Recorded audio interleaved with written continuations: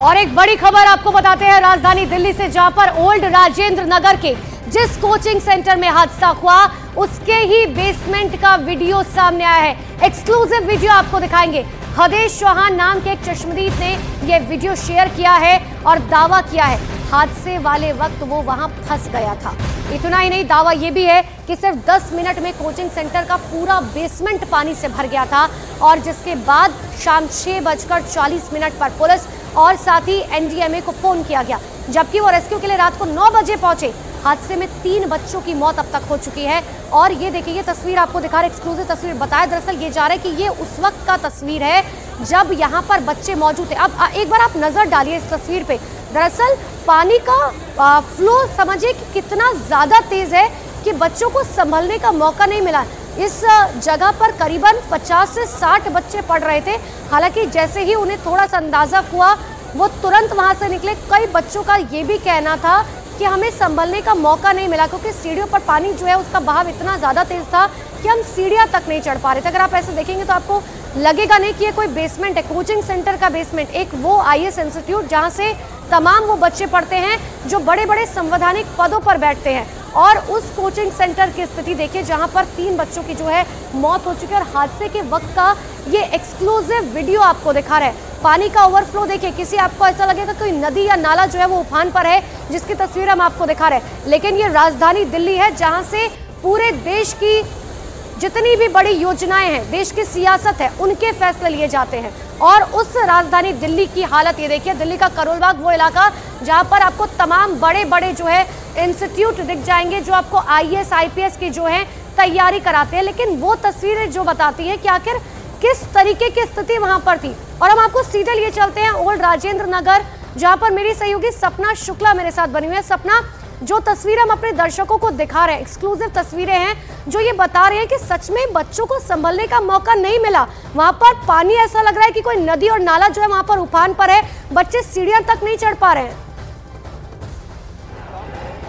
यही अनुपमा, सबसे बड़ी बात यही है कि किस तरीके से इतना बड़ा, दिखाइए जरा चंदन, देखिए जरा कितना करोड़ रुपए फूका गया होगा इस बिल्डिंग को बनाने में। लेकिन मालिक को जरा सी चिंता नहीं थी कि बच्चे, अगर कुछ ऐसा हो जाता है तो बच्चे निकलेंगे कहां से, क्योंकि शायद बच्चों में उन्हें चेकबुक नजर आ रही होगी कि यहां से पैसा आया जा सकता है और सिर्फ उनको पढ़ाना है, इतना ही उनका मकसद था। फिलहाल की स्थिति यह है कि बच्चे बहुत आक्रोशित हैं, वो बैठ चुके हैं वहां पर। इसीलिए किसी भी स्थिति से निपटने के लिए रैपिड एक्शन फोर्स को देखिए तैनात कर दिया गया है। जो वेपन्स वाले रैपिड एक्शन फोर्स के दौरान है उनको उधर तैनात किया गया है और इधर ये वाले रैपिड एक्शन फोर्स के जवानों को तैनात कर दिया गया है। बच्चे बहुत आक्रोशित हैं अनुपमा, ना तो वो मीडिया से ही बातचीत करना चाह रहे हैं और ना ही किसी पॉलिटिकल लीडर से बातचीत करना चाह रहे हैं। वो ये कह रहे हैं कि किस तरीके से इसको राजनीतिक रूप न दे दिया जाए, इसीलिए हम बात नहीं करेंगे। लेकिन आला अधिकारी लगातार मौके पर मौजूद हैं और वो कोशिश कर रहे हैं बच्चों को समझाया जाए। वी वांट जस्टिस के नारे लगातार बच्चों की ओर से लगाए जा रहे हैं। मैं अनुपमा जरा बच्चों की तरफ भी एक बार आपको जाकर दिखा देती हूँ, थोड़ा सा अगर मेरे चंदन कैमरामैन मेरे साथ चलते हुए दिखा देंगे। ये देखिए बैरिकेडिंग कर दी गई है, ये जो है सेंटर के पास बैरिकेडिंग की गई है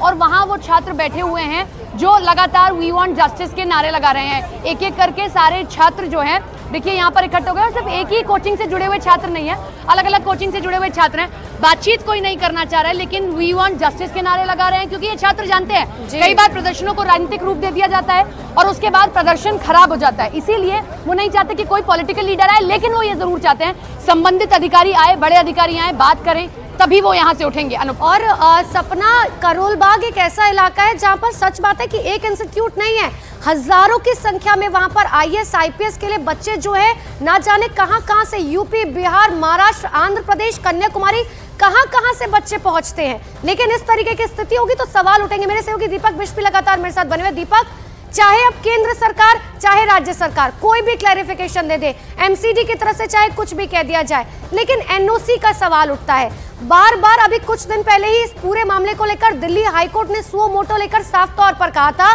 कि 500 दिल्ली के ऐसे इलाके जिसमें करोल बाग का भी वो इलाका शामिल है, जो ये बताता है कि अगर कोई इमरजेंसी आ जाए तो आपके पास फायर एक्सटिंग्विशर तक के इंतजाम नहीं है। और वो हुआ, इमरजेंसी जब आई तो कोई इंतजाम नहीं था, एक बेसमेंट के लिए इमरजेंसी एग्जिट तक वहां मौजूद नहीं था। देखिए, बिल्कुल बड़ी घटना है, क्योंकि सुबह जब हमने यहाँ पर कुछ छात्रों से बात की थी तो उन्होंने खुद ही खुलासा किया था कि यहाँ पर 100 से 150 इंस्टीट्यूट हैं, कोचिंग इंस्टीट्यूट हैं और उसके बावजूद भी यहाँ पर इस तरह के इंतजाम नहीं है। जो जिस कोचिंग सेंटर में ये पूरा हादसा हुआ वहाँ की 1 साल की फ़ीस एक बच्चे से 1,80,000 रुपये ली जाती है और इंतज़ाम जैसे थे वो दिखाई दिए हैं। अब जिस तरह की यहाँ पर छात्रों की जो मांग है कि जो स्थानीय जो चाहे वो MCD हो या फिर दूसरी एजेंसियाँ, उनकी जो चूक है, क्योंकि देखिए अब यहाँ पर MCD के यहाँ पर दिल्ली नगर निगम की गाड़ियाँ आई है, उनके मजदूर आए हैं, ये सफाई हो रही है। इनका कहना था कि अगर ये सफाई पहले होती तो शायद इस तरह की घटना को अंजाम नहीं दिया जा सकता था।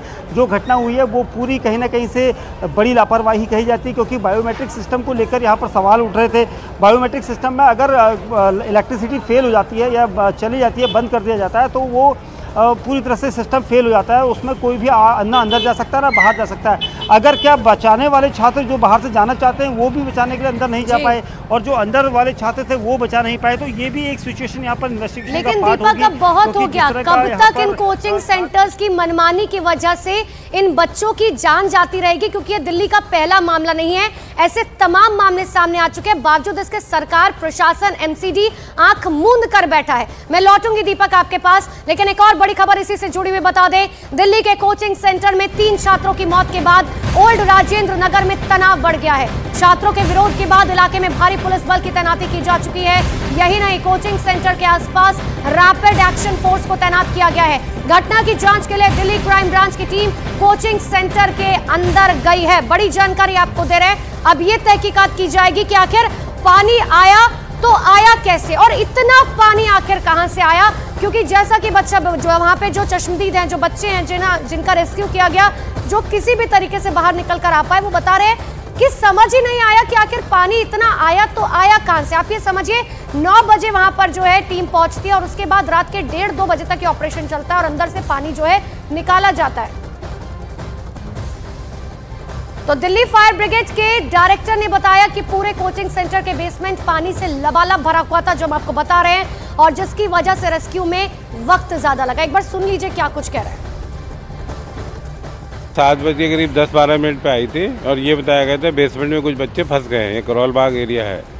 हमने पहले 4 गाड़ी भेजी थी, फिर 1 गाड़ी बाद में और भेजी गई। टोटल 5 गाड़ी हमने वहाँ भेजी थी।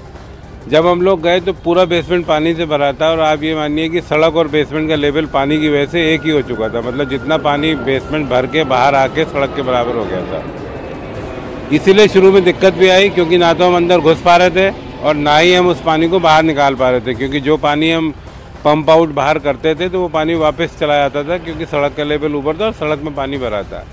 जैसे जैसे पानी धीरे धीरे कम हुआ, उसके बाद हमने बेसमेंट का पानी निकाला और फिर जो है बच्चों को रेस्क्यू किया गया। अनफॉर्चुनेटली हम बच्चों को बचा नहीं पाए। योगी, सपना और दीपक बिष्ट लगातार ओल्ड राजेंद्र नगर से मेरे साथ मौजूद है। एक बार फिर से मैं सपना का रुख कर लेती हूँ।